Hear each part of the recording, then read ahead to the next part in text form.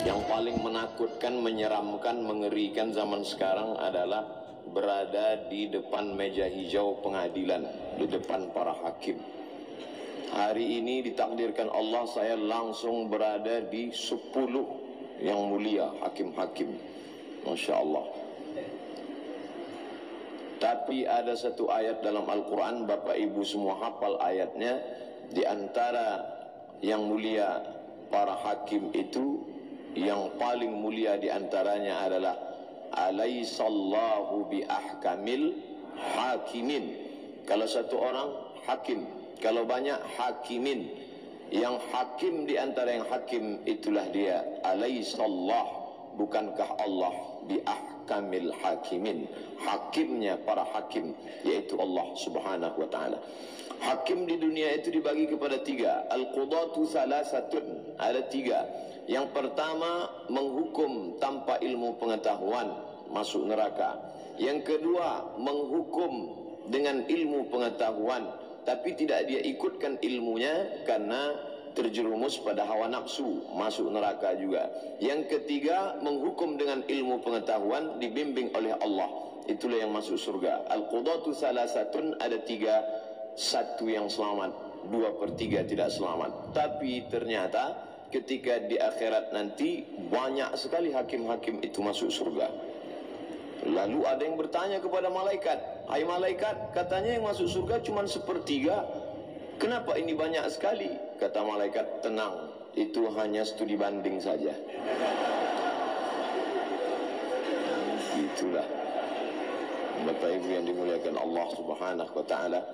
Saya ditakdirkan Allah duduk dekat dengan yang mulia hakim, yang banyak dibicarakan, yang ditakuti. Saya selama ini tidak melihat gambarnya, wajahnya, hanya mendengar beritanya. Ternyata betul kata Nabi, innallaha la yanzuru ila ajsamikum. Allah tak menengok bentuk, rupa, fisik, wajah, badan, urat, tulang, darah, daging, jantung kamu. Tapi yang dilihat Allah adalah ada yang bergetar dalam diri jiwa kamu. Ketika itu yang kuat, maka itu yang memberikan kekuatan yang luar biasa. Bergetar hati-hati para koruptor itu, baru menyebut namanya sudah mereka bergetar. Kenapa? Ketakutan, adanya kekuatan dalam diri. Kekuatan itulah yang dipupuk.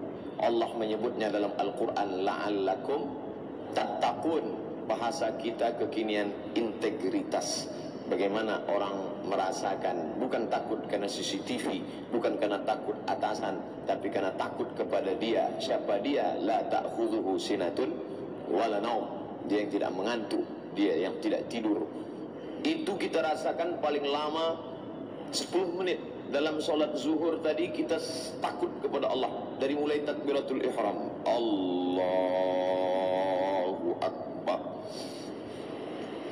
Tidak ada satupun di masjid ini yang berani melihat ke atas. Padahal kalau saya rasanya sangat terpancing untuk melihat. Masya Allah, luar biasa Masjid Al-Mahkamah ini, lampunya, dindingnya, ini langsung dari Itali. Bayangkan, marmer ini dari Itali, karpetnya dari Turki, lampunya lupa pula saya bertanya dari mana tadi. Ukiran-ukirannya terpancing kita. Tapi Abdul Somad, jangan kau lihat karena engkau takut kepada Allah. Itulah makna ihsan. Islam nampak, kelihatan, syahadat kelihatan, solat kelihatan, zakat kelihatan, puasa kelihatan, haji paling kelihatan. Saya tidak tahu DKI Jakarta. Kalau Pekanbaru, Riau, Store 2017 berangkat 2031. Tiap tahun kenduri. 2030 mati. Ketahuan di atas Islam ini tidak lagi kelihatan. Itulah iman. 6. Antu'mina billah wa malaikatihi wa kutubihi wa rusulihi wal yawmil akhir wa biqadri khairihi wa syarrihi. 6. Tak kelihatan. Yang paling atas, inilah puncaknya, ihsan. Islam, iman, ihsan. Anta'budallaha ka'annaka tarah. Kau sembah Allah seakan-akan kau lihat dia.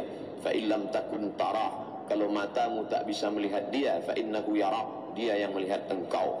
Pada saat salat kita merasakan kehadiran Allah melihat engkau. Iyyaka na'budu wa iyyaka nasta'in. Ihdinas siratal mustaqim. Siratal ladzina an'amta 'alaihim ghairil maghdubi 'alaihim. Pelan-pelan bacanya. Salat qabliyah, salat ba'diyah, pelan baca. Allahu akbar kabira. Walhamdulillahi katsira. Saya lihat bapak itu lama solatnya Pak Ustaz, ya, karena dia baca pelan-pelan. Tapi sekarang orang solat, Masya Allah, ibtidah Fatihah ayat satu nafas. Bagus. Kalau ada satu yang bertanya, kamu kenapa cepat sekali? Itu bapak itu lama, maklum, baru belajar. Padahal dia sedang merenungkan makna, merasakan kehadiran di hadapan Allah. Walaupun engkau tak melihat Allah, karena Allah itu tidak berupa. Kau pejamkan mata, kau nampak hitam, merah, putih, hijau, kelabu. Apakah dia? Bukan. Walam yakul lahu kufuwan ahad. Laisa kamitslihi syai'un. Tak ada satupun yang setara, yang serupa dengan dia. Tapi kau dapat merasakan dia. Datang satu mahasiswa selengean. Pak, Prof, kalau memang Tuhan itu ada, mana dia? Mana? Tunjukkan saya. Mana Tuhan itu? Mana? Ditempeleng sama guru besar. Lepak. Pelek. Sakit, iya. Di mana sakit itu? Tunjukkan saya mana sakit itu. Sakit itu adalah rasa. Merah itu bukan sakit, itu efek dari pukulan.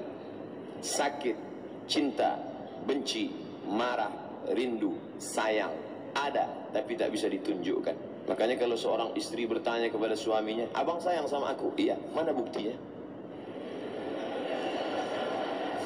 Sayang di dalam. Allah menunjukkan bukti-buktinya. Apa bukti dia ada? Siapa yang sanggup membuat jantung ini berdetak tak berhenti? Rasa 2 jari di bawah susu sebelah kiri. Berdetak dia. Siapa yang tak berdetak? Cepat kasih tahu. Ada dia di dalam. Siapa yang bisa menghitung? Kalau memang dia ada, mana dia? Bule berjemur di tepi pantai. Lalu kemudian tak lama setelah itu berubah kulitnya yang tak berwarna menjadi berwarna. Mana sinar ultraviolet yang merubah itu? Mana dia? Kita buka itu kotak X-ray, masuk segala koper ke dalam, bisa dia lihat apa yang ada di dalam. Tapi begitu kita lihat mana cahaya X-ray yang bisa mendeteksi isi koper, tidak kelihatan. Apa maknanya? Sedangkan yang ada saja tak bisa kita lihat, apalagi yang maha ada, Allah subhanahu wa ta'ala. Jangankan melihat cahaya ultraviolet, jangankan melihat rasa yang ada dalam diri, melihat wajah pun. Melihat wajah karena bantuan cermin. Berhenti orang di bawah pohon yang rindang, di bawah ada kolam, lalu dia melihat ke dalam kolam. Disitulah awal muala muasal, asal muasal cermin. Oh, begitu bentuk rupa ternyata. Dari melihat kolam di bawah pokok kayu, itulah muncul ide membuat cermin. Nampaklah wajah, tapi cermin pun tidak jujur. Telinga kanan tampak di sebelah kiri. Yang paling jujur adalah siapa? Sahabat yang memberitahukan segala kekeliruan, kekurangan kita. Sahabat yang paling baik, dia tidak tegak berdiri di depan orang banyak. Ustaz salah. Bukan begitu cara dia memberitahu. Pelan-pelan dia kirim WA. Setelah itu kita buka. Oh, dia kirim foto, peci Ustaz miring. Sedangkan melihat yang tampak pada dirimu saja kau tidak bisa, apalagi dia. Tapi dia hanya bisa dirasakan dengan rasa. Dari takbiratul ihram ke salam 10, kau rasakan betul-betul keberadaan engkau di hadapan dia. Kau hadapkan wajahmu kepada siapa? Wajjahtu wajhiya lilladzi fataras samawati wal arda hanifan musliman wama ana minal musyrikin. Hai Abdul Somad, sedangkan berada di hadapan yang mulia Ketua Mahkamah Agung, sedangkan berada di depan ketua wakil ketua yang mulia, sedangkan berada di hadapan yang mulia ketua-ketua kamar saja bergetar jiwamu, bagaimana nanti engkau wahai Abdul Somad ketika berada di hadapan dia, Allah subhanahu wa ta'ala. Hari ini saya seolah-olah sedang berada dalam geladi kotor.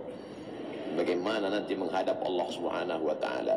Hari ini kau masih didampingi sahabatmu dari Pekanbaru, masih didampingi abangmu, masih didampingi keluargamu, tapi nanti sampai di hadapan Allah, walaqad ji'tumuna furada, kau datang menghadap Allah sendirian, kama khalaqnakum awwala marrah, sebagaimana dulu kau datang ke dunia ini sendirian, kau pun akan datang menghadap Allah sendirian. Saya koreksi ayat yang Ustaz baca. Kenapa? Tadi Ustaz mengatakan datang ke dunia sendirian. Buktinya orang yang kembar itu berdua, Pak Ustaz. Ente nggak ngerti gimana orang kembar lahir. Orang kembar tidak pernah lahir berdua, tetap satu-satu. Makanya tanya dulu kalau nggak ngerti. Saya jumpa orang kembar berdua, saya tanya, ini kalian lahir berdua pelukan? Enggak, satu-satu. Pakai nomor antri juga. Kita nanti menghadap Allah sendirian. Mana anak buah hati belayan jiwa? Yauma yafirrul mar'u min akhihi, hari itu orang lari dari saudaranya, wa ummihi, lari dari ibunya, wa abihi, lari dari ayahnya, wa sahibatihi, lari dari istrinya, wa bani, lari dari anaknya. Saudara, ibu, ayah, istri, suami, anak. Kenapa cuma 5 orang yang disebut dalam ayat ini? Kenapa tidak disebut kawan sekantor? Kawan sekantor tidak menunggu di akhirat, di dunia aja udah lari duluan. Bagaimana kita mau menghadap Allah Subhanahu wa taala? Maka pada saat itu satu-satunya yang bisa menolong illalladzina amanu, kecuali iman, wa amilus shalihat, amal saleh. Itulah yang menolong di hadapan Allah Subhanahu wa taala. Ketika itu belum ada bulu, belum ada kuku, belum ada darah, belum ada daging. Dia hanya roh berhembus. Wa nafakhtu fihi min ruhi, aku tiupkan roh. Dia hina, warnanya hitam, baunya busuk, letaknya rendah di bawah tapak kaki. Tapi kemudian bisa derajatnya lebih tinggi daripada malaikat yang terbuat dari cahaya. Siapa dia? Tanah. Manusia ini dari tanah, Pak Ustaz. Ya, kenapa sifatnya beda-beda? Kalau memang semuanya dari tanah, kenapa tidak baik semua? Ada tanah yang baik, ada. Kawan saya itu, Pak Ustaz, tidak baik. Dia dari tanah juga, cuman dari tanah sengketa. Tanah yang hina, rendah, hitam, bau, busuk, dipijak. Kenapa kemudian bisa malaikat-malaikat bersimpuh sujud kepadanya? Satu penyebab tanah itu menjadi mulia, karena Allah tiupkan roh ke dalamnya. Fanafakhtu fihi min ruhi, aku tiupkan roh ke dalamnya. Roh masuk ke dalam jasad, ditiupkan, dan keluarnya juga bertiup. Ruh itu nanti keluar bertiup. Makanya mata melotot menengok ruh keluar. Setiap orang yang mati matanya mesti melotot.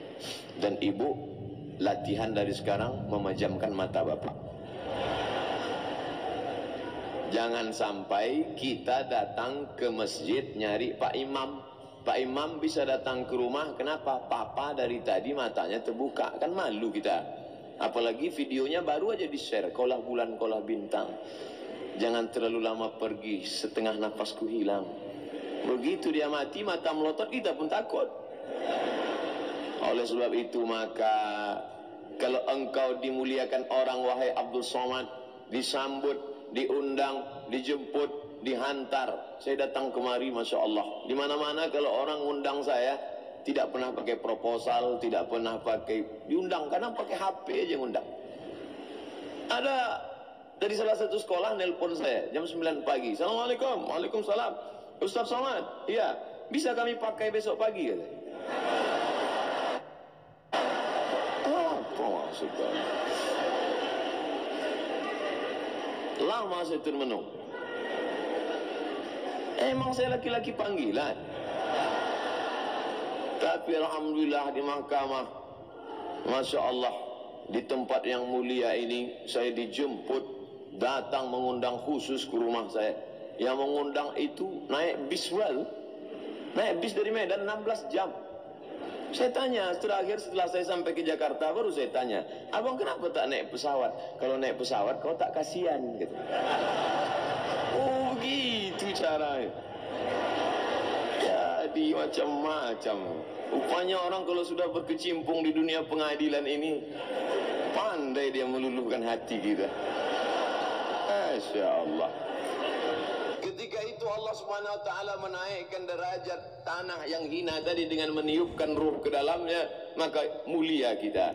Kita semua ini mulia. Kenapa? Ketika ada ruh di dalam. Tapi ketika ruh dicabut oleh Allah Subhanahu wa taala, rumah itu besar, mewah, megah. Kita yang mencari arsitek terbaik dari Institut Teknologi Bandung. Tapi kemudian ketika ruh sudah tercabut dari jasad, pagi dilihat, petang dijenguk, malam ditengok, fotonya diperhatikan. Begitu rumah sudah mulai siap, tinggal buka kunci, ternyata ada yang lebih cepat daripada kunci. Siapa itu? Malaikat maut. Kemana Bapak Fulan yang terakhir kemarin mau menempati rumah? Padahal Ustadz sudah diundang mau membacakan surat Yasin, mengusir hantu jembalang tanah. Tidak sempat terbaca. Lalu siapa yang menempati rumah itu? Orang lain.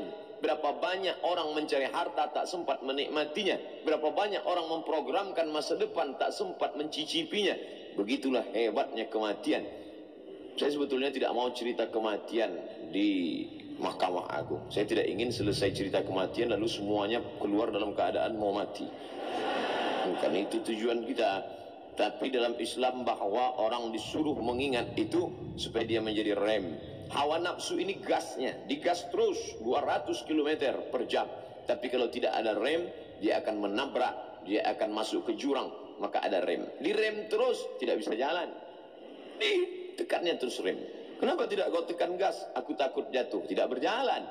Harus ada masa menggas, harus ada masa merem. Di bulan ini kita rem semuanya. Mata kita rem, telinga kita rem, hati kita rem, otak, pikiran, semuanya kita jaga di hadapan Allah Subhanahu wa taala. Oleh sebab itu ketika kemarin saya diajak buka puasa bersama oleh sahabat dimuliakan Allah Subhanahu wa taala, begitu sebelum berbuka saya lihat sudah banyak jamaah-jamaah. Kalau begitu saya jangan masuk dulu, kita ke ruang transit dulu. Kenapa? Ini puasa bisa batal nanti. Bukan cuma wudhu yang batal, ini puasa bisa batal. Karena harus ada rem. Setelah berbuka puasa barulah kita bersama. Apa maknanya? Harus ada kontrol, self control, diri mengontrol diri sendiri di hadapan Allah Subhanahu wa taala. Semuanya sama. Al insan, manusia sawasiyah, sama kasnanil musti, seperti mata sisir yang sama panjang. Bayangkan kalau sisir itu tak sama panjangnya, bagaimana? Satu menusuk ke dalam, satu naik ke atas. Tapi ketika dia sama semuanya, manusia begitu juga di hadapan Allah Subhanahu wa taala. Lalu makhluk yang hina tadi, tak ada air putih. Makhluk yang hina tadi ditiupkan Allah Subhanahu wa taala ruh ke dalamnya. Ketika itu dia berumur berapa? 40 hari air hina, 40 hari darah menempel di dinding rahim, 40 hari menjadi segumpal daging. Ditiupkanlah ruh ke dalamnya. Ketika itu malaikat disuruh Allah, summa yursalul malaku, Allah kirim malaikat, hai malaikat, bawa ruh ini masukkan ke dalam perut si fulan. Disitulah kita beriman kepada takdir baik dan takdir buruk. Saya tidak pernah request, saya minta masuk ke dalam perut orang Melayu, tidak pernah. Malaikat membawa, terserah dia sesuai perintah dari Allah masuk. Kalaulah dulu boleh request, mungkin saya minta ke perut orang Australia. Mata biru, rambut pirang, kulit putih, tinggi, besar, macam Arnold. Tapi ini tidak bisa. Ini kuasa Allah Subhanahu wa taala. Bapak ibu semua begitu juga. Ditiupkan malaikat masuk ke dalam ruh orang.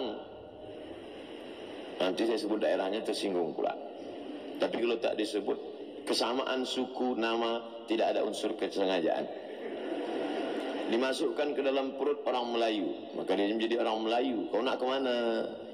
Masuk dalam perut orang Batak, menjadi orang Batak. Biado, alak kita sesudina. Masuk ke dalam perut orang Makassar, apa Kareba? Masuk ke dalam perut orang Minangkabau, Pak Akaba, Lai Rancak, Yo Bana.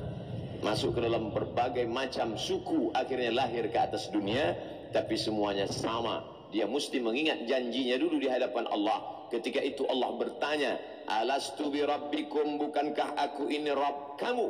Semuanya waktu itu bersaksi, bersyahadat dengan satu persaksian, bala syahidna, kami bersaksi engkaulah Rabb kami. Makanya tadi kita juga bersaksi waktu masuk tahiyatul masjid, bersaksi satu kali. Qabliyah zuhur bersaksi 2 kali, solat zuhur bersaksi 4 kali, ba'diyah zuhur bersaksi 1 kali. Baru solat zuhur saja kita sudah bersaksi 5 kali. Asyhadu an la ilaha illallah. Kenapa mesti telunjuk Pak Ustaz? 2 alasan. Yang pertama, orang kalau bicara serius telunjuknya pasti main. Gimana Pak? Serius Bapak mau ikut acara ini? Ya. Kami kurang yakin. Betul Pak? Betul. Kalau udah 4 kali ditanya, muka kita ditunjuk. Kau tak jawab saya. Tangan pasti main. Itulah mengapa khotib Jumat dikasih tongkat. Di Masjid Raya An-Nur Pekanbaru Riau sampai hari ini khotib Jumat dikasih tongkat. Kenapa khotib itu dikasih tongkat? Supaya tangannya jangan liar kemana-mana. Tangan kiri megang tongkat, tangan kanan megang mimbar. Tapi kalau mimbar ini, ya ini bisa kemana-mana tangan. Bukan berarti sholatnya batal, tidak. Karena di dalamnya ada adab. Karena ini adalah ibadah ritual. Ini bukan seremonial. Ini bukan pengajian tablik akbar. Tapi salah satu dari rukun khutbah Jumat. Alasan pertama, orang serius telunjuknya naik. Yang kedua, dulu orang kafir Quraisy menyembah berhala dengan menunjuk ya Lata, ya Uzza, ya Manat, ya Hubal, ya Jibti, ya Taghut, ya Naham. Ketika Islam datang dilarang. Telunjukmu boleh naik menguatkan hati, tapi yang kau tunjuk bukan Allah, karena dia bukan di depan, bukan di belakang, bukan di kanan, bukan di kiri. Dia ada tanpa tempat. Sebelum tempat itu ada, dia sudah ada. Bagaimana mungkin dia bisa diukur, dibatasi dengan tempat dan waktu? Kau angkat itu untuk meyakinkan dirimu. Walaupun berbeda beberapa mazhab, tapi kita sepakat semuanya mengangkat. Saya pakai mazhab Syafi'i. Asyhadu an la ilaha illallah. Diangkat telunjuk pada lafaz Allah, tidak turun sampai habis. Allahumma fir lima qaddamtu wa ma akhartu wa ma asrartu wa ma a'lantu wa ma asraftu wa ma ta'ala bi minni antal muqaddimu antal muakhiru la ilaha illa anta subhanaka inni kuntu minadh dhalimin. Sebelum salam jangan lupa minta 4 perlindungan. Allahumma inni a'udzubika min adzabi jahannam wa min adzabil qabri wa min fitnatil mahya wal mamat wa min syarri fitnatil masiihid dajjal. Kalau imam belum juga salam, tambah lagi doa. Allahumma inni ala dzikrika wa syukrika wa husni ibadatik. Sudah panjang itu sudah, iya. Kenapa dia tak juga salam? Periksa, jangan-jangan dia pingsan. Setelah itu barulah Assalamualaikum warahmatullahi. Assalamualaikum warahmatullahi. Tapi kalau mazhab Hanafi tidak, diangkat pada lafaz la, turun pada lafaz Allah. Asyhadu an la ilaha illallah. Kalau mazhab Hambali diangkat pada setiap lafaz Allah. At-tahiyatul barakatuh salawatu thayyibatu lillah. Assalamu alayka ayyuhan nabi wa rahmatullah. Assalamu alayna wa ala ibadillah. Asyhadu an la ilaha illallah. Asyhadu anna Muhammadar Rasulullah. Mazhab Maliki bergerak dari awal sampai akhir. At-tahiyatul barakatuh salawatu thayyibatu lillah. Assalamu alayka ayyuhan nabi wa rahmatullah wabarakatuh. Assalamu alayna wa ala ibadillah salihin. Jadi tak usah dipermasalahkan, yang penting dia sholat. Ada kawan saya Pak Ustadz dari awal sampai akhir tak ada diangkatnya. Jangan suuzon, jangan katakan dia mazhab kelima. Tapi kita perlu tabayun, klarifikasi. Jangan langsung update status. Aku tadi sholat di samping aliran sesat. Terlalu cepat. Tanya dulu, bro, friend, ya akhi, sedulur. Jangan tersinggung ya. Ada yang mau aku klarifikasi tadi. Apa? Tadi waktu sholat kenapa kau tak angkat telunjuk? Kenapa kau tengok telunjuk aku?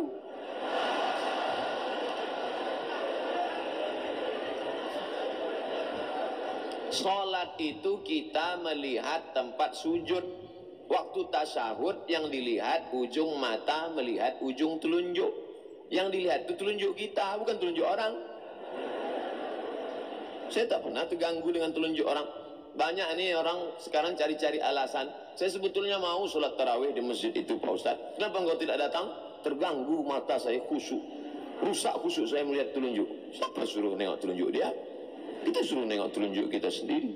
Saya tak pernah terganggu dengan telunjuk orang. Paling-paling terganggu batu cincin.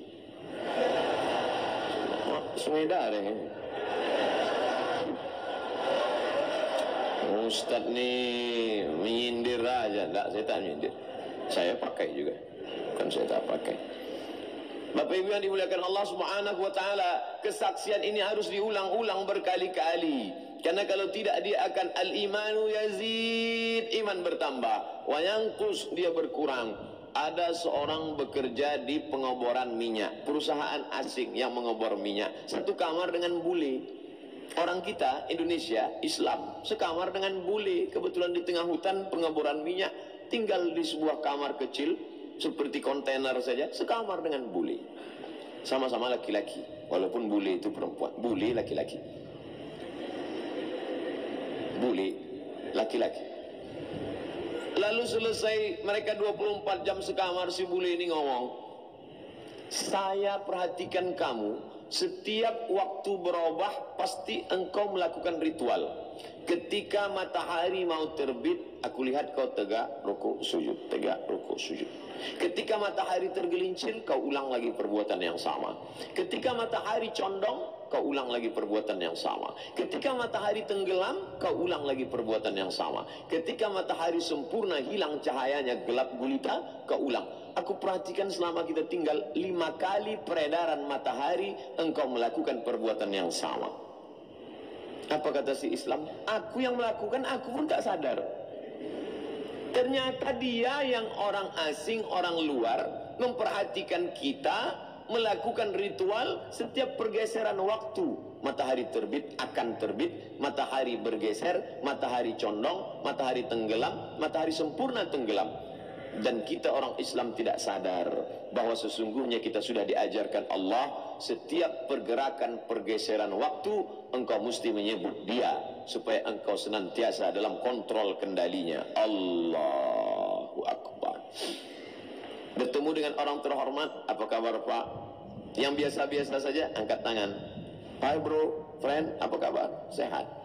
Tapi kalau kepada dia tidak satu tangan, keduanya, Allahu Akbar. Masalah mengangkat tangannya tentu berbeda mazhab. Yang satu sampai ke telinga, Allahu Akbar. Yang satu hanya sampai ke bahu, Allahu Akbar. Tak usah dipermasalahkan, bahu dengan telinga. Yang tak betul sampai ke atas, Allahu Akbar. Tak belajar dia. Tapi filosofi makna yang terkandung di dalamnya, bahwa engkau total hadapkan wajahmu kepada dia, jangan kepada yang lain. Fawalli wajhaka syatral masjidil haram.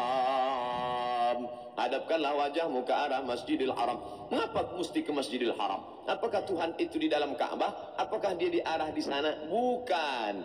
Ini penyatuan arah kiblat. Ternyata setelah diukur menurut ilmu geologi, ilmu bumi, pusat bumi bukan di London, Inggris. Kekeliruan terjadi, penetapan Greenwich, GMT, bukan 00 itu di London. Murni karena penjajahan Inggris. Yang benar adalah pusat bumi di Makkah Al-Mukarramah. Bukan kata orang Islam, tapi pakar yang mengkaji tentang ilmu geologi, ilmu bumi, ilmu langit, astronomi, ilmu bumi, geologi, perputaran siang malam, geologi, meteorologi, klimatologi, geofisika. Ini semua menetapkan Makkah Al-Mukarramah. Oleh sebab itu maka seorang eksplorer dari Maroko bernama Ibnu Battuta, sebelum dia keliling dunia, dia lebih dulu ke Makkah dulu, tawaf, sa'i, umrah, tahallul, barulah dia memulai petualangannya. Semua garis start berawal di Makkah. Begitu juga dengan kita, garis start kehidupan kita diawali di Makkah dengan berkata kepada Allah, labbaik Allahumma labbaik. Kalau saya yang membimbing umroh haji, keras-keras suara saya, labbaik Allahumma labbaik, labbaik la syarika laka labbaik, innal hamda wan ni'mata laka wal mulk la syarika lak. Ustaz ini pasti dari Sumatera katanya. Coba agak lembut sedikit Pak Ustaz. Gimana sih? Labbaik Allahumma labbaik, labbaik la syarika laka labbaik, innal hamda wan ni'mata lak wal mulka la syarika lak. Kenapa Ustaz tak pakai cara itu? Kau tengok efeknya. Apa? Banyak tertidur. Aku bersuara keras bukan tak bisa lembut. Itu kan suara saja yang keras. Kalau kau belah dada nih, kan kau lihat kelembutan di dalamnya. Jadi orang yang memfitnah-fitnah di YouTube, di internet, katanya Ustaz Somad, Ustaz keras. Ini belum mengerti. Cobalah kau dengar pelan-pelan, ada kelembutan di dalam. Kalau dia keras takkan mungkin diundang Mahkamah Agung, ya ya.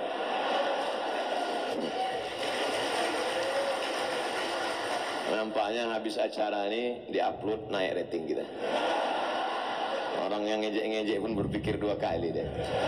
Ini kalau kita ejek ini dibenamkan orang tuh, kita di penjara nanti. Macam-macam, belum tahu deh. Nah, pada saat itu semua kehidupan yang kau jalani ini berat. Besarkah ujian hidupmu? Tidak, karena ada yang maha besar. Siapa dia? Allahu Akbar. Allah maha besar. Mengadulah kepada dia. Yang kau hadapi itu bukan presiden, bukan gubernur, bukan wali kota. Yang kau hadapi bukan kiai, bukan ustaz. Wajah tu wajhiya, aku hadapkan wajahku kepada siapa? Lilladzi fataras samawati, yang menciptakan langit, wal ard, dan bumi. Hanifan, aku condong kepada kebenaran. Musliman, aku serahkan semuanya kepada engkau ya Allah. Wa ma ana minal musyrikin. Aku tidak mempersekutukan engkau dengan apapun. Aku tak persekutukan engkau dengan pohon rindang. Aku tak persekutukan engkau dengan jimat. Aku tak persekutukan engkau dengan keris. Aku tak persekutukan engkau dengan Lata, Uzza, Manat, Hubal, Jibti, Taghut, Naham. Aku hanya menembah kepada engkau. Qul huwallahu ahad. Saya sengaja tak membaca ayat kedua itu. Nanti saya baca alam tentang nama dia.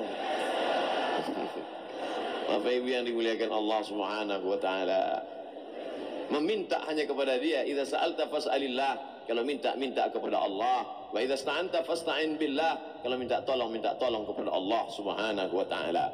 Selesai itu kau baca Fatihah, dibaca dengan Bismillahirrahmanirrahim. Begitu banyak nama Asmaul Husna, mengapa tidak diawali Bismillahil Azizil Jabbar, Bismillahil Mutakabbiril Ghaffar? Kenapa tidak dipakai nama yang menakutkan? Al-Mutakabbir, maha sombong. Al-Jabbar, maha kuasa. Al-Ali, maha tinggi. Al-Kabir, maha besar. Tapi yang dipakai Bismillahirrahmanirrahim.